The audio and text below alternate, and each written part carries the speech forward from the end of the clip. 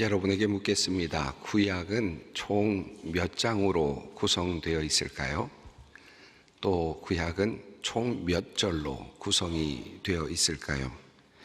누군가가 꼼꼼히 세워서 정리를 해 두었습니다. 구약의 총 장수는 929장이고 또 총 절수는 23,145절로 이렇게 정리할 수 있겠습니다. 구약은 39권으로 그렇게 구성이 되어 있죠. 이 모든 것을 다 외우실 필요는 없을 겁니다만은 처음 창세기가 시작이 되는 시점이고 그리고 마지막 권은 말라기서입니다. 오늘 본문 말씀인 말라기서는 그러니까 구약의 맨 마지막에 해당되는 말씀이라고 할 수 있겠습니다. 제가 이 구약의 맨 마지막 말씀인 말라기서를 읽던 중에 저의 가슴에 깊숙이 와닿았던 말씀이 하나 있었습니다. 그리고 그 말씀 때문에 저는 참 많은 깊은 생각을 하게 되었습니다. 그 말씀은 바로 조금 전에 여러분과 함께 읽은 말라기서 1장 2절의 말씀이었습니다. 여호와께서 이르시되 내가 너희를 사랑하였노라 하나 너희는 이르기를 주께서 어떻게 우리를 사랑하셨나이까 하는도다. 하나님의 섭섭한 감정이 잘 느껴지는 이 말씀은 구약의 말씀의 마지막 결론에 해당한다라고 그렇게 말할 수 있지 않을까. 그렇다면 참 안타까운 마음이 들 수밖에 없는 말씀이 아닌가 하는 그런 생각이 들었습니다. 하나님은 이스라엘 백성들에게 이렇게 말씀합니다. 내가 너희를 사랑하였노라. 자, 그러자 이스라엘 백성들은 이 모든 구약의 마지막 지점에서 이렇게 다시 반문합니다. 주님께서 우리를 사랑하신다는 증거가 어디에 있습니까? 하나님의 관점에서 이 말씀이 얼마나 가슴 아픈 말일까 하는 생각이 들었습니다. 하나님은 일찍이 이사야 선지자를 통하여서 배신하는 자식에 대한 그 부모의 마음의 아픈 마음을 이렇게 노래하였습니다. 하늘이여 들으라, 땅이여 귀를 기울이라. 여호와께서 말씀하시기를 내가 자식을 양육하였거늘 그들이 나를 거역하였도다. 소는 그 임자를 알고 나귀는 그 주인의 구유를 알건만은 이스라엘은 알지 못하고 나의 백성은 깨닫지 못하는도다 하셨도다. 애지중지 자식을 키웠는데 그 자식이 부모의 마음을 알아주지 않을 때 그 부모의 마음이 어떠할까? 그것도 한 자식을 정말 편애하듯이 그렇게 아이를 키워냈는데 그렇게 아이를 키워낸 그 자식이 그만 부모를 외면하려고 할 때 그 마음이 어떠할까를 상상해 보게 됩니다. 오늘 말씀은 바로 이 마음, 하나님의 마음을 이렇게 표현하고 있습니다. 에서는 야곱의 형이 아니냐? 그러나 내가 야곱을 사랑하였고 에서는 미워하였으며 그의 산들을 황폐하게 하였고 그의 산업을 광야의 이리들에게 넘겼느니라. 어찌 보면 부모로서 구차해 보이기도 하는 그런 말씀이 아닐까 생각이 드는 내용입니다. 하나님은 온 세상을 창조하셨고 그리고 아담과 하와를 통해 온 인류를 창조하셨습니다. 그 중에서 하나님께서는 특별히 아브라함을 선택하셨고 그리고 그 가문을 아주 특별히 사랑하셨습니다. 그리고 또 똑같은 가문이지만 이삭의 아들 중에서 에서와 야곱 중에서 하나님은 야곱을 선택하시고 그 자손들을 특별하게 사랑해 주셨습니다. 구약의 전반적으로 흘러가는 이야기는 바로 이 이스라엘, 그러니까 야곱의 자손들과 함께 하셨던 하나님의 역사라고 할 수 있겠죠. 야곱의 자손들을 그렇게도 편애하셨던 하나님의 이야기가 바로 구약이라고도 할 수 있겠습니다. 그들에게 복을 주시고 그들을 자녀로 삼으시고 그들을 특별하게 이끌어 오신 이야기가 바로 구약의 중심 내용이라 할 수 있을 것입니다. 그러니까 하나님은 같은 이삭의 자손이었음에도 불구하고 에서는 덜 사랑하셨고 야곱은 더 사랑하셨다라고 그렇게 말씀을 하시는 겁니다. 내가 너를 택하였고 너만을 편애하였다. 다른 형제들 다 버리고 너만 사랑했다. 너희들 가족들만 내가 그렇게 돌보고 또 사랑했다. 그렇게 하나님께서는 지금 말씀을 하시는 겁니다. 구약 성경의 이야기는 이 사실을 우리에게 분명하게 보여주죠. 야곱의 후손들이 이스라엘이 애굽으로 건너가게 된 다음부터 이 이야기가 바로 출애굽의 시작 아닙니까? 하나님은 이스라엘 백성들이 애굽에서 부르짖는 소리를 들으셨습니다.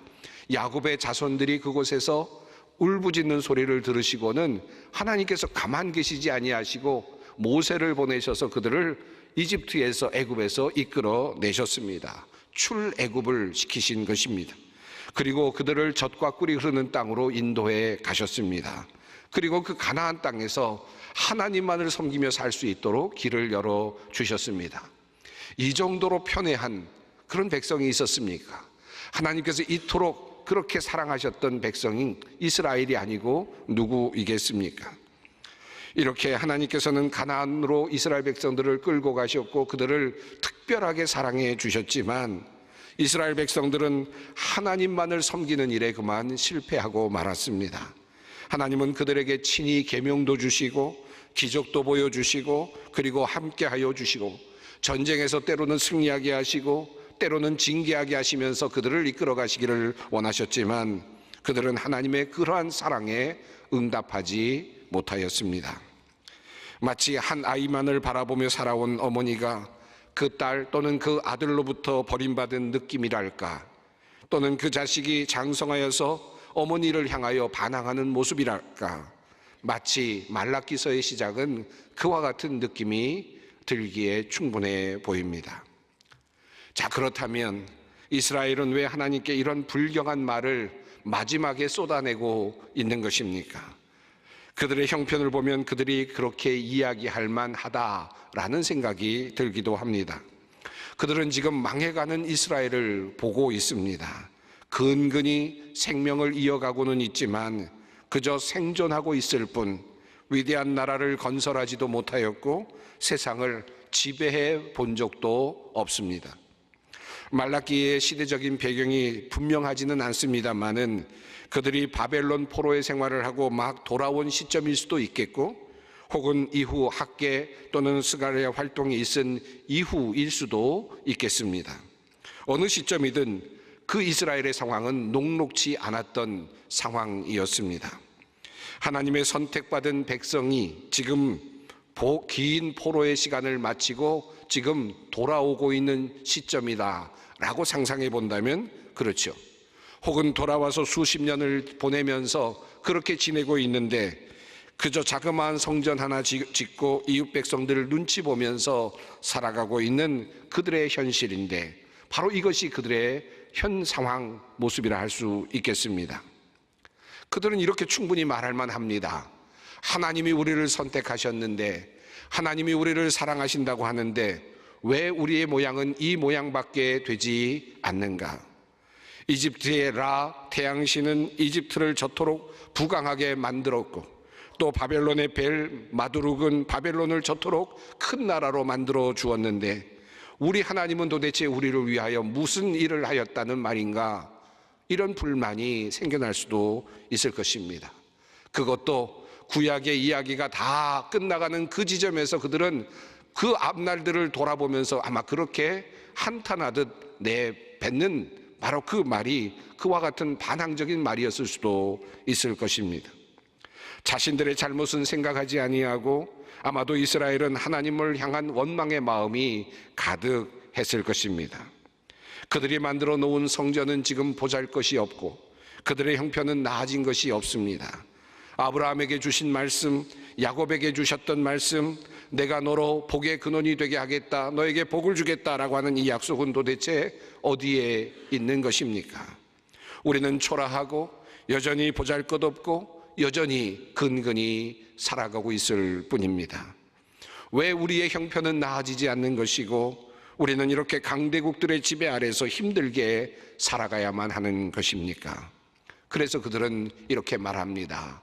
주님께서 우리를 사랑하신다는 증거가 어디에 있습니까? 이 반항적인 질문이 구약 성경의 맨 마지막 권 첫 장 첫 절에 쓰여 있는 것이 참 놀랍습니다. 하나님께서 그토록 이스라엘을 사랑하시고 그토록 함께 하시고 그토록 그들을 이끌어 오셨는데 그 마지막 결론은 바로 이 반항적인 말로 끝이 나고 있습니다.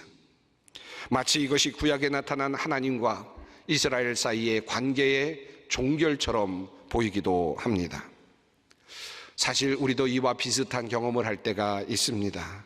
특별히 이스라엘 백성들이 토로했던 것은 그런 마음으로 하나님께, 것과 같은 그런 마음으로 우리가 하나님께 항의하고 싶을 때가 참 많이 있습니다. 왜 하나님은 하나님을 믿지 않는 사람들의 사업은 번성하게 하시면서 왜 하나님의 백성인 나의 사업은 이렇게도 힘들게 만드시는가? 하나님께서 나에게 힘을 주셔서 큰 사업으로 번성케 하시면 내가 하나님의 영광을 위해서 더 큰 일을 할 수 있을 텐데 왜 하나님께서는 그렇게 하지 아니하시고 이렇게 나를 보잘것없는 자리에 그냥 내버려 두시는가? 하나님께서 나를 사랑하신다는 증거가 어디에 있습니까? 왜 하나님은 이렇게 하나님을 잘 믿는 우리 아들을, 우리 딸을 먼저 이 세상에서 데려가셔야 했습니까? 왜 사랑하는 남편을, 아내를 몹쓸 병을 주셔서 고생하게 하시고 먼저 데려가셔야만 했습니까? 하나님 믿지 않는 저 사람들은 건강하게 잘 살고 있는데 왜 하나님을 잘 믿는 우리는 이렇게 고통스러운 자리에 계속해서 머물게 만드시는 것입니까? 하나님께서 우리를 사랑하신다는 증거가 어디에 있습니까? 이미 여러 번 말씀드렸습니다마는 저도 편안한 인생의 길을 걸어온 사람은 아닙니다. 하나님께서 나를 멀리 하시는 것 같은 경험을 했던 적도 많았습니다. 하나님께서 나를 버리신 것 같은 경험을 했던 적도 많았습니다. 하나님의 부재를 느끼는 순간도 저의 인생에는 여러 번 있었습니다. 큰 실망으로 산에서 뛰어내릴 뻔했던 위기의 순간도 저에게 있었습니다. 그러던 어느 날, 2007년 어느 날 새벽 기도를 하던 중에 주님의 임재를 경험하게 되었습니다. 엎드려 기도하던 중에 문득 내가 예수님의 무릎 위에서 기도하고 있는 느낌을 갖게 되었습니다. 눈을 들어서 위를 바라보는데 밝은 빛이 내려와서 눈을 뜰 수 없을 지경이었습니다. 분명 주님께서 내 위에, 바로 내 옆에 계신다는 느낌이 들었습니다. 그리고 위에서 따뜻한 목소리가 저에게 들려왔습니다. 내가 너를 사랑하노라. 그런데 그 순간 저는 주님 앞에 항의하듯 이렇게 말을 내뱉었습니다. 그런데 왜 이래요? 그런데 왜 이렇게 하세요? 그런데 왜 이래요? 왜 나에게 이렇게 하세요? 하나님께서 나를 사랑하신다는 증거가 어디에 있습니까?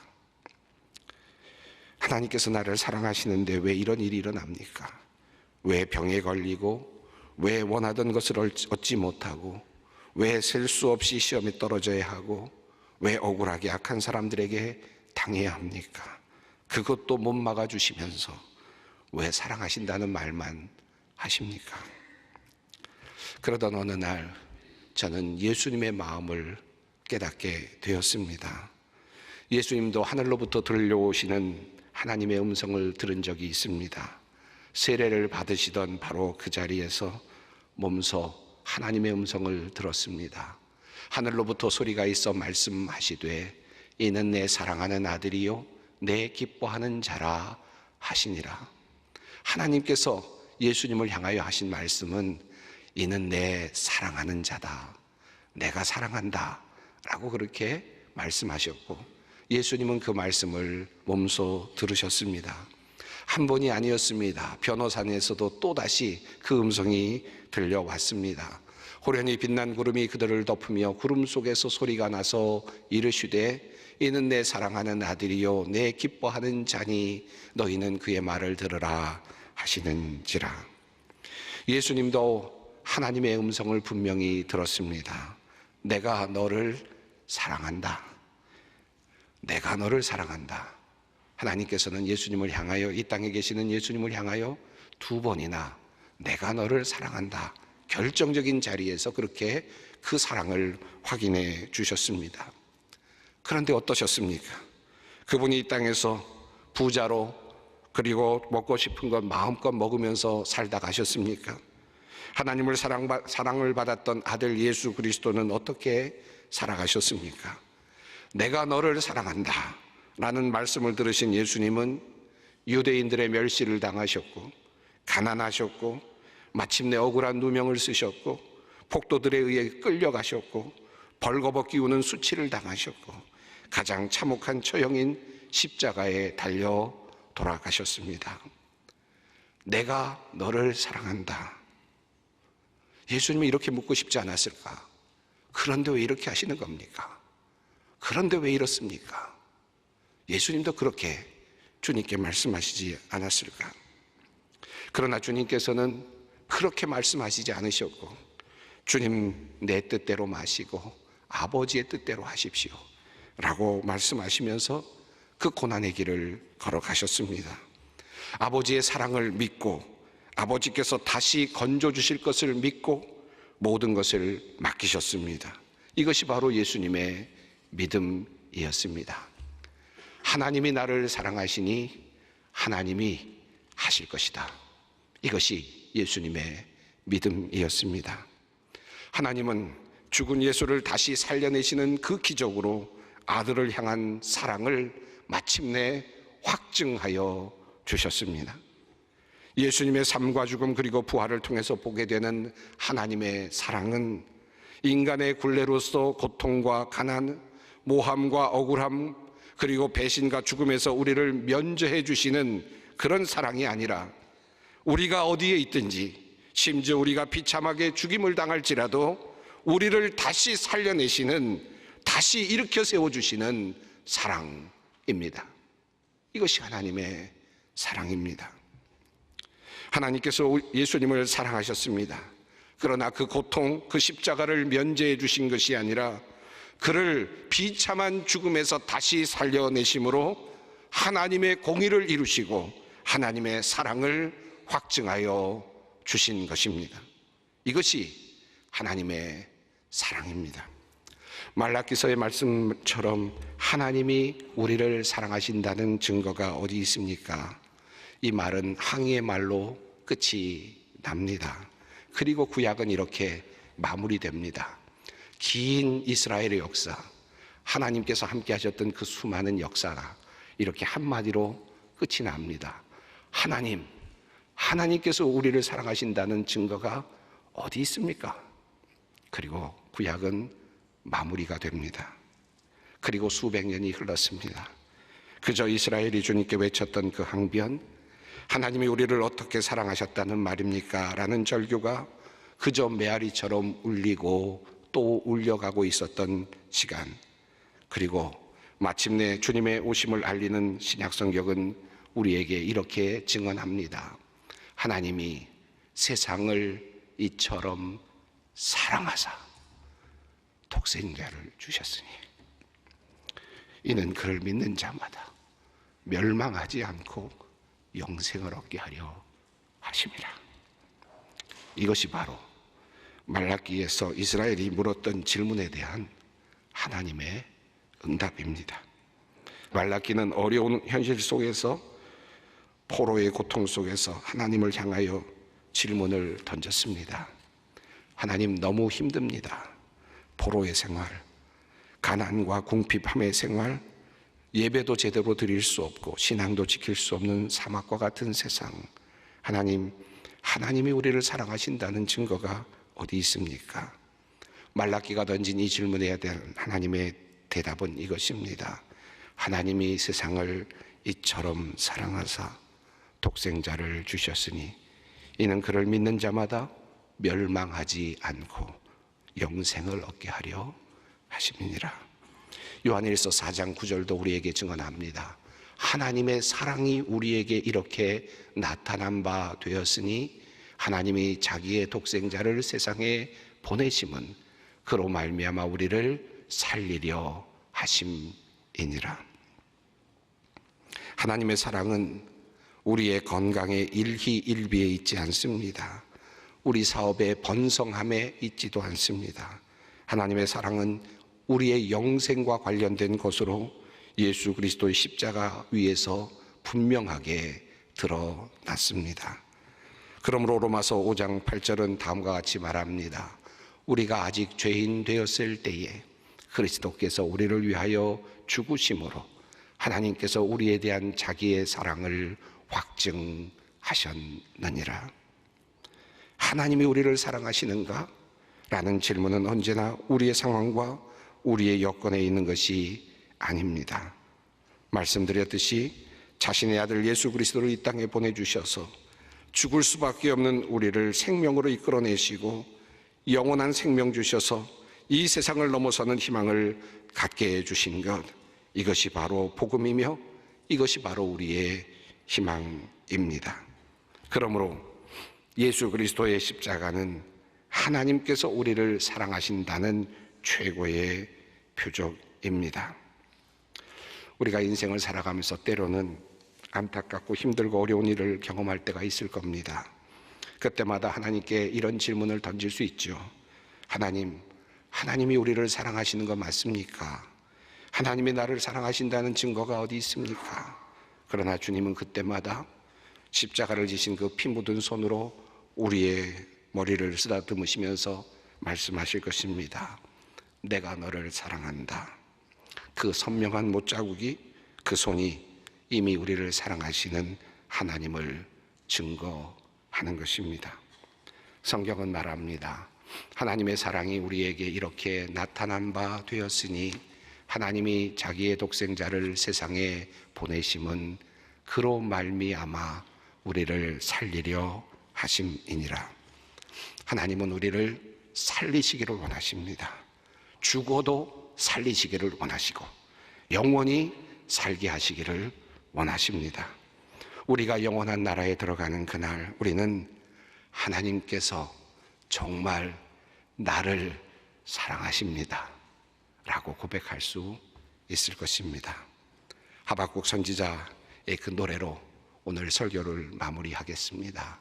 비록 무화과 나무가 무성하지 못하며 포도나무에 열매가 없으며 감람나무에 소출이 없으며 밭에 먹을 것이 없으며 우리의 양이 없으며 외양간에 소가 없을지라도 나는 여호와로 말미암아 즐거워하며 나의 구원의 하나님으로 말미암아 기뻐하리로다. 지금은 선교 헌금 시간입니다. 이 예배를 통해 삶 가운데 은혜와 회복이 충만하시길 간절히 기도합니다.